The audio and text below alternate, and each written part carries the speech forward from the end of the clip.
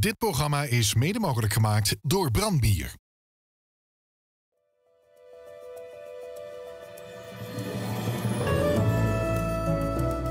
Klasje Neren, een goed gesprek met Limburgse dialectartiesten. Vandaag Paul Munsterman en Leo Keulaerts uit Heerlen, ofwel vastelovensduo Paul en Leo. Twee vrienden die lol hebben in het perfectioneren van liedteksten en melodieën. Paul en Leo zien in hun eigen stad heilig verkloord nadat ze in 2004 de allereerste LVK-overwinning ooit meebrachten naar Heerlen. Het chique van de overwinning toen bij het LVK was dat voor een hele hoop lui hebben laten zien dat er in Heerlen dus wel degelijk vastelovend gevierd werd. Ja. En dat er dus ook een liedjescultuur is en alles wat daarbij hoort. Ja, dat het toevallig dat vier het worden, dat is voor ons natuurlijk hartstikke leuk. Maar ik denk dat in algemene zin een enorme positieve impuls is geweest voor Heerlen en voor vastelovend vierend Heerlen. Dan komen van ons vast leven met de route. Dat kind van ons vast leven door geen muur. In de boekel van het duien. En de nerven lang kapot. Dan komen van ons vast leven met de route. Tweemaal afgezet en nog te kort. Nu wat bij ons waren in de bus, die hadden balen met zeegsel metgenomen en van die hele grote roodgeel-groen gepinzelde zagen. En ja. Weet je wat ze allemaal bij zich hadden. En wie voor het optreden waren, was dat één grote wolk van rots. Van al dat zorgen is ons wouden aan verschangeleerd. Op een gegeven moment is tegen lezen, dat moet toch niet gekker weer, dan moet eens kijken, hoe verstond bovenaan.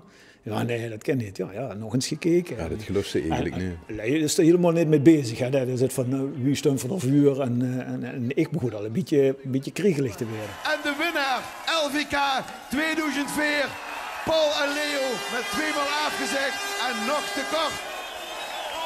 Ja, wat moet ik ervan zeggen? In de roes, er gebeurt zoveel op dat moment. Dat die overwinning er is eigenlijk. Dat gaat ook veel langs zich door, moet ik zeggen. En dat is al nu vlot. Paul en Leo. Merk dus toen toch ook in de periode dat er een beetje laatdunkend gekeken wordt naar Heerlen. Van kunt er dan het vandaan? En in de finales van het LVK waren Heerlen eigenlijk altijd wel een beetje de ontbrekende partij. Hè? En, ja, dat hangt voor dan denk ik toch wel, dat hangt voor een jieke van zeker bereik. Ja. Stellig vurende klingenplei, met schierpalinge boom erbij. Een kruising in het centrum van de stad. Leefde voor taal en sowieso voor dialect. En dat is zeer zeker eigenlijk voor het Heerlijks dialect. En dat is dus, de handvol met in de zin dat we dat ook heel goed willen doen eigenlijk. En niet zomaar omdat het rijmen moet, dat het dus wie het maar uitkomt, weet je wel. Ook echt zoeken naar die woord en dat het ook goed is. Ik wetenschap lu en wat voor lu, nog hingen goed kruis verstaan. En een molle woord stemming in de boet. Ingenaar Schot gaat over een weerschaft, een café. Dat verborgen loog hing een heel groot betonnen kruisbeeld in het centrum van Heerlen. Op Wilhelminaplein, besteedt niet meer Wilhelminaplein. Hing ik een hergodspot, hing ik een hergodspot. Het laatste glasje wordt verschot, hing ik een hergodspot. De weerschaft hing in dat kruis, daar gebeurde van alles. Maar de hergod kost dat niet zien, want de korpus van de hergod loog naar de straat gericht. En dus hing de rug van de hergod aan het kruis, gebeurde van alles wat de hergod eigenlijk niet zou mogen zien.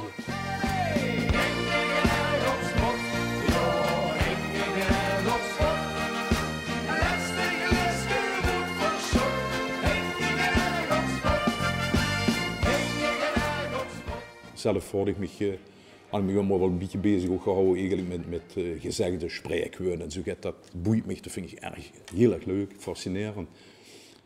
Zo proberen we ook gewoon een stret te verwerken. Zo, ja. En Paul had dan een enorme talent om dat leuk aan nee te breien eigenlijk. Om daar een heel schön zinnig van te maken.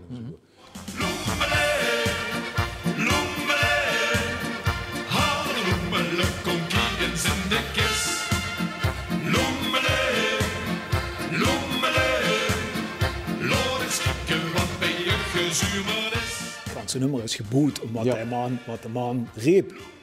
Ook de melodie in wie in het reep is gewoon letterlijk ingekopieerd in het refrein. Dat wordt ook precies een beetje de gimmick.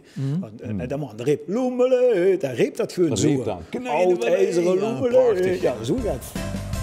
Hoppa, hoppa, hoppa, met de Griekse vastelovels.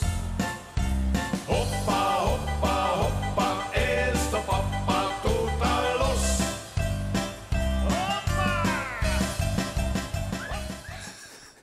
Dat is ook zo gaat het. Een prachtig nummer, man.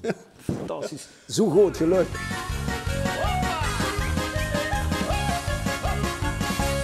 Ja, maar. Ongelooflijk veel plezier. Ja, nog altijd. Alles. Ja. Het kleed samenstellen, dat gigantische kroon. Ongelooflijk. Ja. Een goed vers. Jong te vasteloven, weer op de kist gehouden. En maar gevierde roep, een stukje vuur het blauwe. Daar doe ik het nog verkleiden, nog smink op de visage. En had als eerste slukje alles zemmelijk voor milaage. In principe parodiëren 4 als duo de echte artiesten die op het podium staan. Dat is gewoon een parodie. Dat is vasteloven.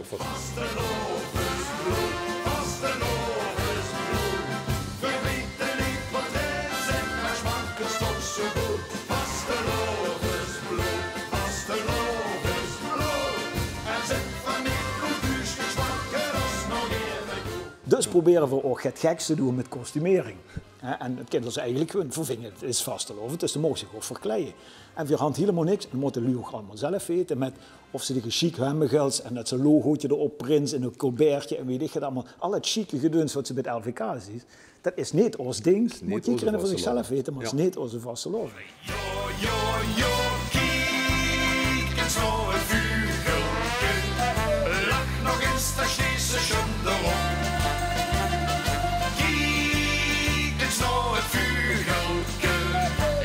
Zet echt door stiegens op de kop. Jo, kijk eens nou het vugelke. Vind je wel dat je de waardering kreeg voor die oren die je in de liedjes steekt samen? Ik geloof dat me gans eerlijk is dat niet altijd zo, denk ik. Als waardering is van wie hoog kunst in het LVK, ja, dan is het de laatste jaren hand vier het lastig. Maar door allerlei omstandigheden. Weer niet dat jullie zagen van wat Paul en Leo maken, dat is flut. Of voorzien het helemaal niet zitten wie die met vastelovensliedjes bezig zijn. Dat mogen we niet zagen. Of het feit dat we ons niet conformeren aan de laatste hype. Ja, dat kan natuurlijk allemaal, maar dat zit niet in de waardering. Dus ik vind het nogal mee te vallen. Eerst heen, dochter in de zaal. Dan heb je 4 keer gesproken. Want dat je een dansmarieke had, was vastelovens had gebroken.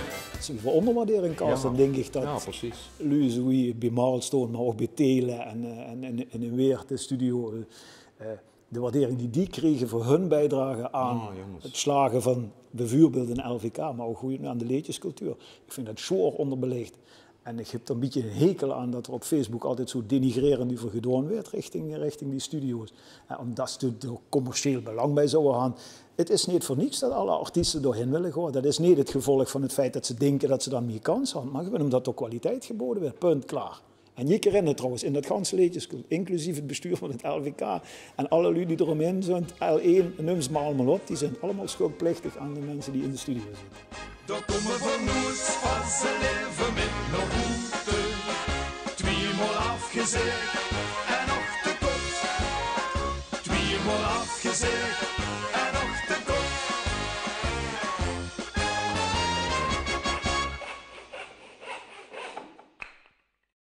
Dit programma is mede mogelijk gemaakt door Brandbier.